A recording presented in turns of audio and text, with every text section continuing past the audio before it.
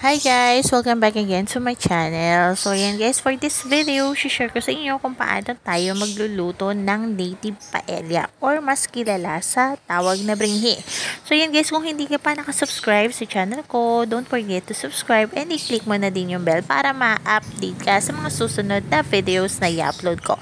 So yan guys, enjoy watching!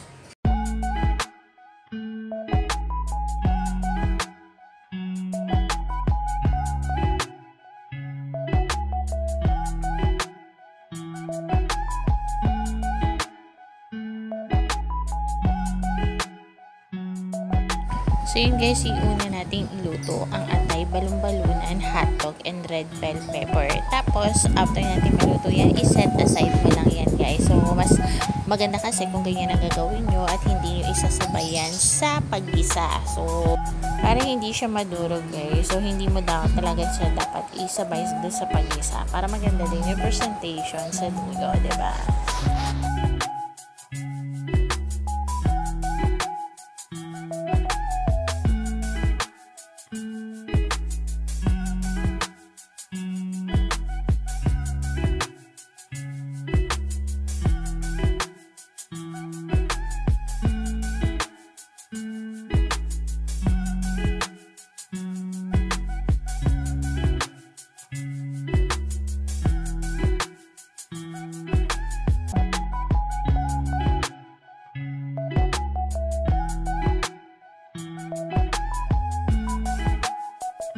So, dito, igisa na natin yung luya, bawang at sibuyas. So, after natin igisa yan, i-add lang natin yung kakang-gata. So, yan. So, kakang-gata and yung luyang dilaw para mag-color siya. And then, add din ng salt to taste.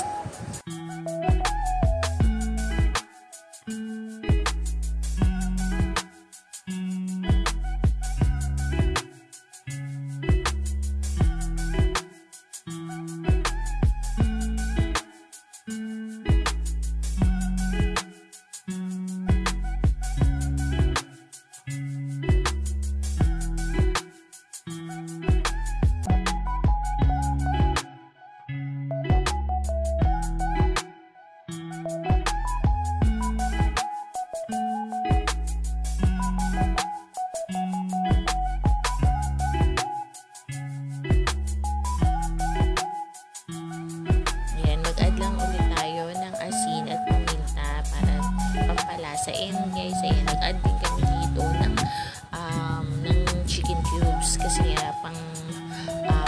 pandagdag doon sa atay balon-balunan na sangkap niya.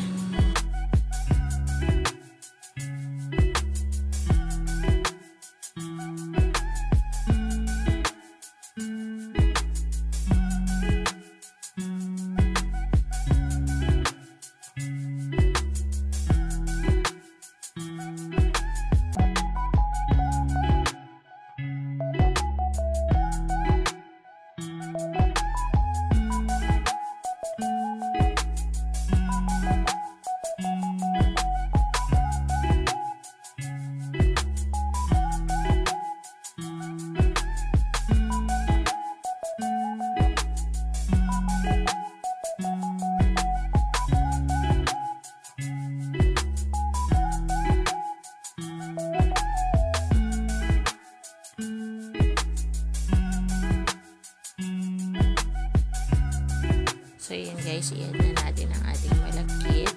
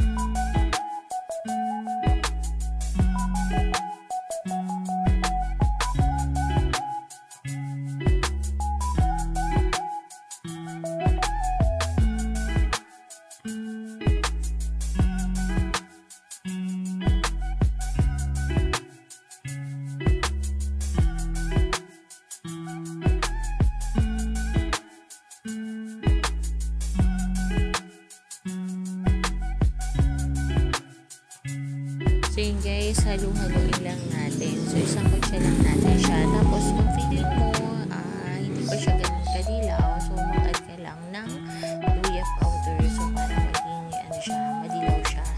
So yan, depende yan sa'yo. Pero sa amin, so yan, hindi naman importante yung super dilaw eh. So para sa akin, yung lasa pa rin talaga yung magdadala yan guys. So yan, isang kutsa nyo lang siya hanggang sa matuyo-tuyo siya ng konti, and then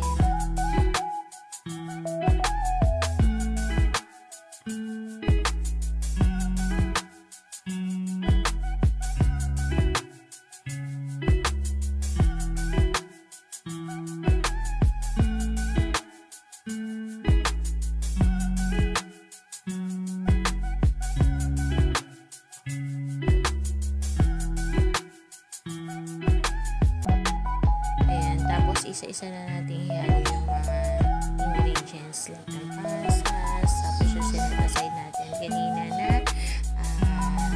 niluto natin na atay balong-balunan, na hotdog, na bell pepper. So pagkalumalagin nyo lang yan guys.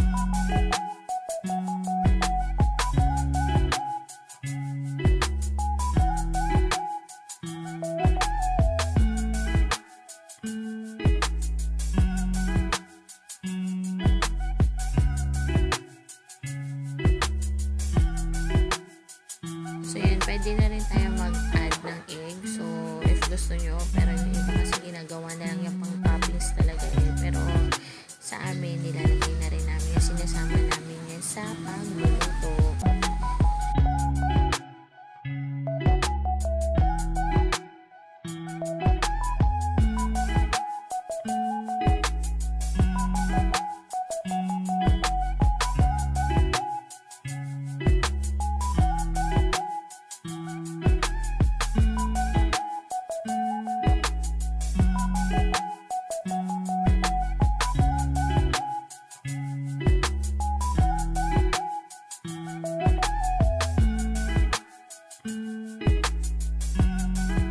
Guys, ito nag-prepare din kami ng kawa at dahon ng saging. So, doon namin siya inilipat para iluto. So, hintay lang natin mainin yung malagkit. Ayan. Tapos, mag-add na rin tayo ng mga toppings bago natin takpan yung ating native paella or bringhe. So, yun guys, yun ito yung tsura niya bago namin paininin or takpan or iluto ulit. So, ayan. So, painin lang natin hanggang maluto guys yung isang part, and then ibaliktad lang natin yan. So, ganito yung tsura niya. So, yun nasa ilalim. Syempre, yun lang yung medyo maluluto. Kaya kailangan mo siyang ibaliktad. Kailangan mo siya i-flip.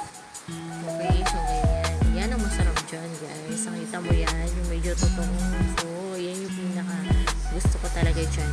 So, yan, ibalik na lang natin, and then, ayan. So, ito na yung finished product natin. So, very yummy yan, guys. Grabe. I-try nyo yung bringhe. I-try nyo magluto niya. Suwabe yan, guys. Ang sarap. Lalo kung maraming gata.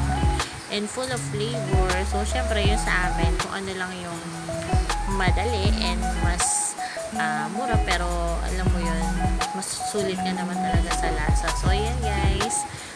Thank you for watching everyone. Ayan, itry nyo na rin magluto ng native paella or bringhe. na tinatawag, na mas kilala sa tawag na Pringhipala. So, yun guys, thank you for watching, and ayan, see you on my next vlog.